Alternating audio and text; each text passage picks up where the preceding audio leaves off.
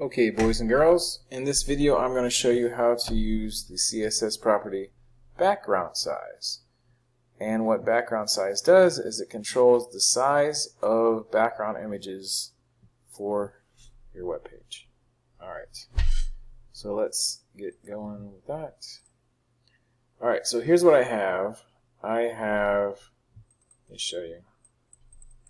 So I have 3 divs. First one, second one, third one. Alright, it's different images. So here they are, 3 of them here. And really there's 3 ways to control the size of a background image. Alright, so right now I have this cube pattern for the background image of my first div. And I'm going to use that to show you pixels or percent. So right now it's set to not repeat. I'll change that in a second. But background attachment, wait, what am I doing? Background size, come on, size. Alright, so let's do pixels first. Let's say we want this to be like 100 pixels wide. Alright, so this makes the size of the image 100 pixels wide. You can set it to 200, 300, 400, 500, whatever, you know. If you wanted to, you could do, so this is width. You could also do the height. So 100, let's say we wanted the height to be 100 pixels. Or we want it to be, 700 pixels. And we can make this 50 pixels. But see, like, you really don't want to use width and height at the same time because you get this stretchy thing. It's no good. So usually you just use one. So I would stick to just one value. So let's say it's 300, whatever. 300 pixels, right? And so that's pixels. And then you could also do percent. Let's say you wanted it to be 50%. So if you did it 50%, if you made the screen wider, then the background image gets bigger because it's 50% of the screen. Okay. Alright. And so let me get rid of this, make it repeat.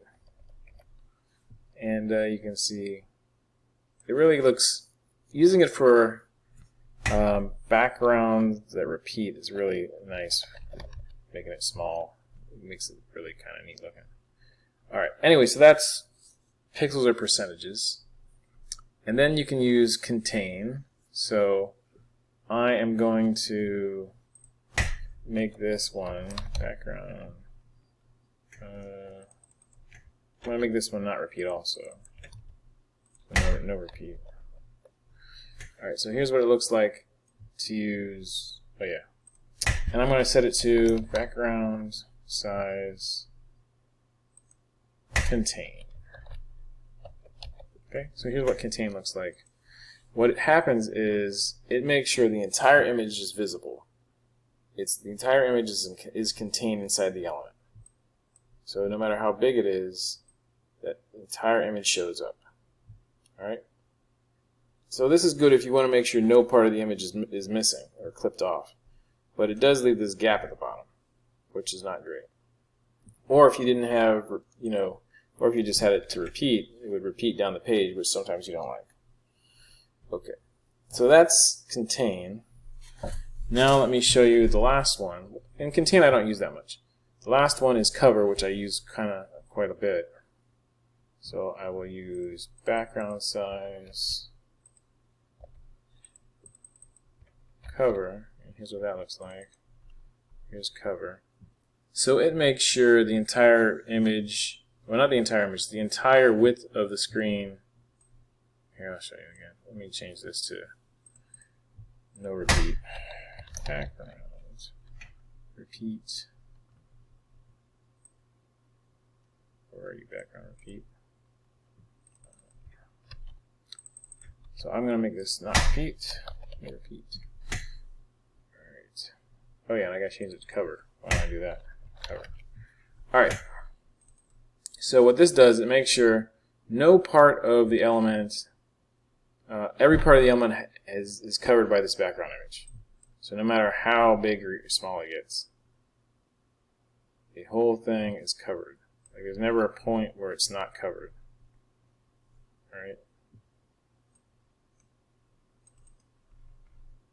entire image is covered. And I use that a lot for like the background image of a, the body of a web page, because you don't want to have like a little bit clipped off at the bottom. You want the whole thing to be covered. All right. Anyway, so you have pixels or percent.